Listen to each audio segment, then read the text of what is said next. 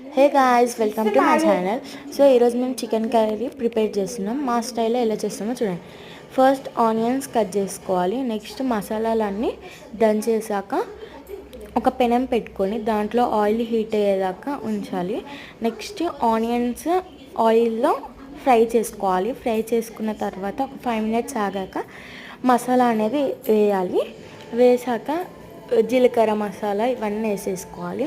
Mix చేసి ఒక 5 minutes ఇలా ఉంచి నెక్స్ట్ వెల్లిపాయ ఇవి దంచి అల్లం వెల్లుల్లి పేస్ట్ వేసాక పసుపు కారం ఉప్పు ఇవి వేసేయాలి.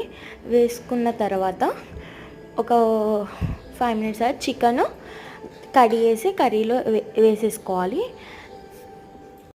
కారం ముక్కలకు పట్టేటట్టు కలిపేసుకోవాలి.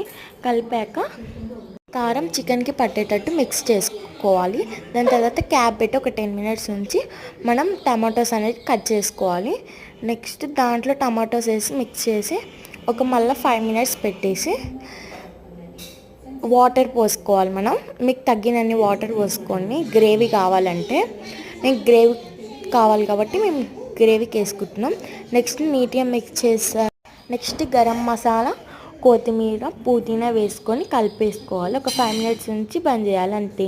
మా రెసిపీ కానీ మీకు నచ్చితే లైక్ షేర్ సబ్స్క్రైబ్ చేసుకోండి. Bye guys. హే గాయ్స్, ఈరోజు అయితే వాయిస్ ఓవర్ మా చెల్లి ఇచ్చింది. ఈ మధ్య ట్రెండ్ అవుతుంది కదా వాయిస్ ఓవర్, బ్రదర్స్ కానీ హస్బెండ్స్ కానీ అలా ఇవ్వడం. నేనైతే వాయిస్ ఓవర్ మా చెల్లితో ట్రై చేశాను అనమాట. అండ్ మా చికెన్ కర్రీ మీకు ఎలా నచ్చిందో కామెంట్లో చెప్పండి.